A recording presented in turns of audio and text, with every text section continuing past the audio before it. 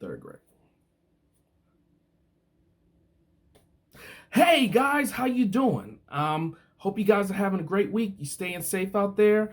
It's time for another week of string instruments. Now, I will say this: I didn't get a lot of people who completed my assignment for last week. That's okay. We're still working through some technical difficulties, so that way we can all be on the same page. So I'm extending last week's assignment to this Friday. So you have until this Friday to get it done.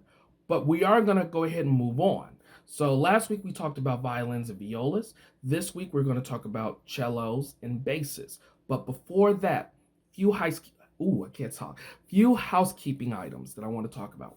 First, if you have any questions, please check your private messages first and watch my videos.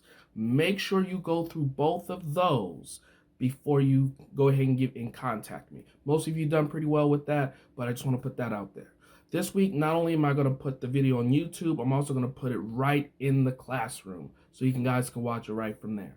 Okay, secondly, if you're having any issues at all, I'm opening up what I'm calling office hours, where I can give you a call, we can talk one-on-one, and I can help you through any of the issues that you're trying to work through.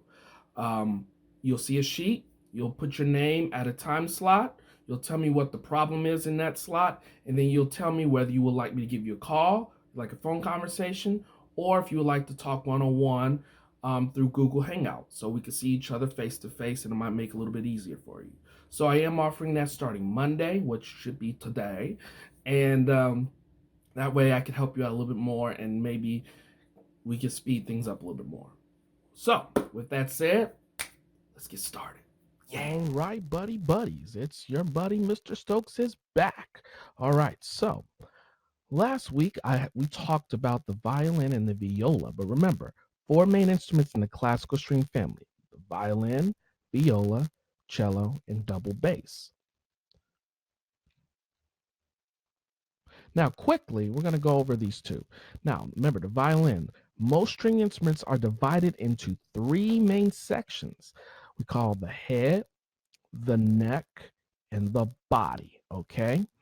In the string family, in the orchestra string family, you'll have the scroll or the peg box, or scroll and peg box, excuse me, the neck and fingerboard, the upper bout and lower bouts. These will be in all of the orchestral string family instruments. Okay, so we got the violin, we've got the bow. Remember how that's used, how you pull the bow, you take the little bow hair and you rub it up against the strings to make them vibrate. The viola, remember, the viola and the violin are very, very similar. The only main difference is that the viola has a different lower string and the violin has a different higher string. And then the viola is a little bit bigger. It's a little bit bigger, but not by much. If you saw a viola, at first glance, you would say it was a violin, but they are two different instruments. Okay, so moving on to what we're going to talk about today, we're going to start off with the cello. Now, let me make this clear. This is much, much, much bigger than the viola. In fact, I'm going to show you right here. That's the cello. Much bigger than the viola. Okay, there you go. All right, so going back. All right, so it's got the same mechanics as the other two. Okay, there's only one big difference with the cello. It's at the bottom. Okay, now on the viola and the violin, you always had a chin strap. Now you just saw the cello. It's too big. That bad boy is not going to get on your shoulder by any means if you tried. And if you did get it up there, you better be strong because it's not going to stay up there long. So what they do is they have what they call a tailpiece and a tail spike, which is this little rod that pulls out, and that you set that rod on the floor, and that keeps the cello from actually the wood from actually making contact with the ground. Okay, so that's the main difference, and that's because it's so big. But everything else is basically the same. Now, the strings are definitely going to be different because it's a bigger instrument. And remember, the bigger the instrument, the lower the sound. Okay, so because it's a much bigger instrument, there are going to be different strings to adapt to the low sound. But everything else is pretty much the same. You still got your scroll, your peg box, your tuning pegs, your fingerboard and neck. You've got your upper bout, lower bout, your holes, your bridge, and your fine tuner. So it's basically one big violin viola that you just can't hold, okay? Now we get to my personal favorite. Yeah, buddy. The double bass. Now, let me tell you, this thing is huge. Okay, it is a big boy, and I had the pleasure of playing one a couple times, but it is enormous. Okay, same design as the other three, but there are some differences. Now, if you remember from my first video, and I'm going to go back to the viola for a second, how I told you in my first video, how you should never use the tuning pegs unless you are changing the string. So if your string breaks or if it's old and you want to replace it, that's what you would use to loosen and tighten the strings to get them on. When you need to make fine adjustments to the sound of your strings, you would use these right here called the fine tuners. They tighten the string and loosen the string ever so lightly and gently to adjust the sound to your liking. Okay? Now, with that said, the double bass does not have any fine tuners. Okay? You will actually use what they call the machine heads right there and make the adjustments on that. That is the only instrument in the orchestral string family where you will actually use the tuning machines or the tuning pegs at the top. Everything else still the same. You still got the scroll, you got the neck fingerboard, you've got the upper bout, lower bout, you've got the holes, you got the bridge, and underneath this, you can't see it, but there is a tailpiece and a part down here, okay?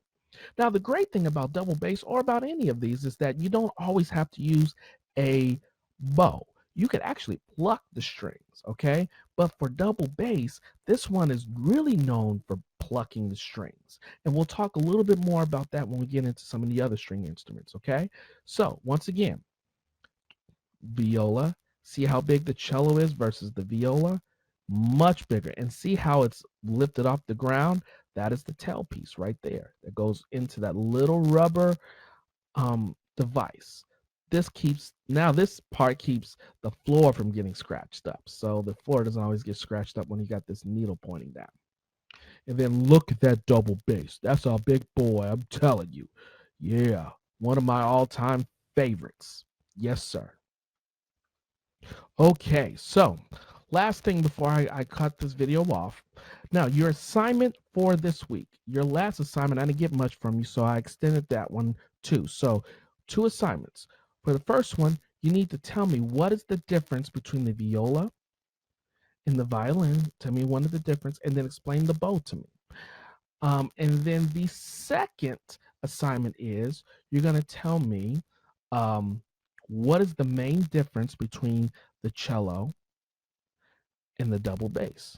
I'm gonna give you a hint. Remember, one has fine tuners, one doesn't. Ta, ta, ta, ta, ta, ta.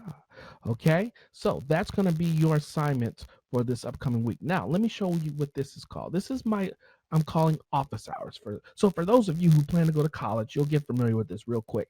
When you have teachers, they got so many students that you just can't barge into their classroom. You have to sign up for times when you can be able to see them. So with this interesting time, I'm going to do that with you guys through telephone or through Google Hangouts. So as you see, there are times and there are slots. You are going to put your name in one of these slots, okay?